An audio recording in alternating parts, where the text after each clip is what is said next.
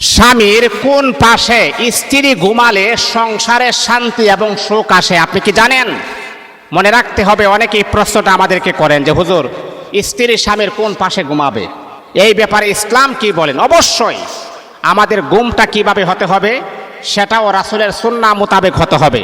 আমাদের খাবারটা কিভাবে খেতে হবে সেটাও রাসূলের সুন্নাহ মোতাবেক হতে হবে। আমি ওয়াশরুমে যাব, আমি আমার হাজত পরিপূর্ণ করব, সেখানেও আমার রাসূলের সুন্নাহকে বাস্তবায়ন করতে হবে।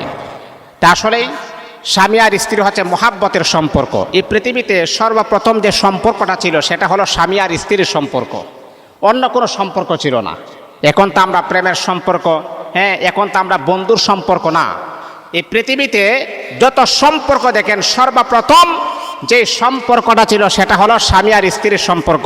আল্লাহ পাক রব্বুল আলামিন যখন আদম আলাইহিস সালাতু ওয়াস সালামকে যখন আমার আল্লাহ বানাইলেন, বানানোর পরে আমার আল্লাহ হাওয়া আলাইহিস সালাতু ওয়াস সালামকে আমার আল্লাহ বানিয়েছেন, তাহলে বোঝা গেল পৃথিবীতে সর্বপ্রথম সম্পর্ক হলো স্বামী আর স্ত্রীর সম্পর্ক।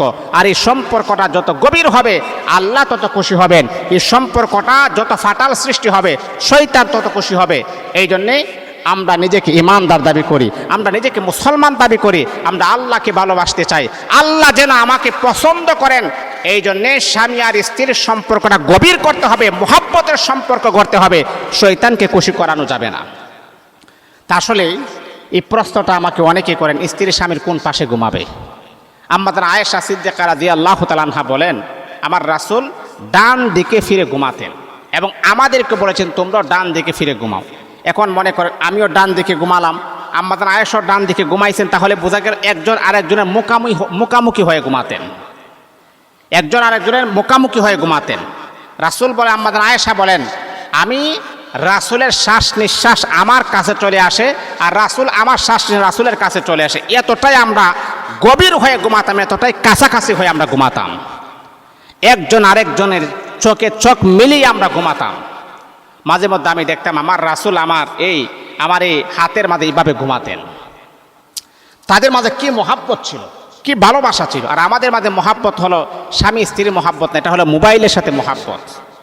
এই যে স্ত্রী একদিকে ফিরে মোবাইল টিপতেছে, স্বামী আরেক দিকে ফিরে মোবাইল টিপতেছে, মাঝখানে একটা বাচ্চা আছে, ছোটো বাচ্চা, সে মাঝখানে এখানে ফুটবল খেলতেছে।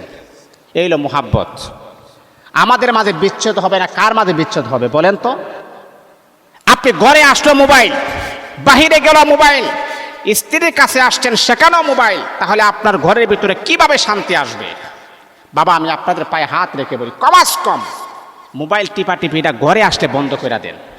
এখানে স্বামী আর স্ত্রীর একটু কথা বলেন, কারণ স্বামী স্ত্রী যত কথা বলবেন, মহাব্বতের কথা বলবেন, তত বেশি আপনাদের আমল নামার ভিতরে আমার আল্লাহ সওয়াব লিপিবদ্ধ করে দিবেন। মহাব্বত যত গভীর হবে তত বেশি সুন্দর হবে। কারণ আল্লাহ বলেছেন যে একজন, আমি আল্লাহ পাক রব্বুল আলামিন একজন আরেকজনের জন্য পোশাক স্বরূপ আমি আল্লাহ বানাইয়া দিয়েছি। এই জন্যে স্বামী স্ত্রী দুইজন এক রূপ হয়ে ঘুমাবেন, একজনের মুখ আরেকজনের মুখের পাশাপাশি হয়ে ঘুমাবেন।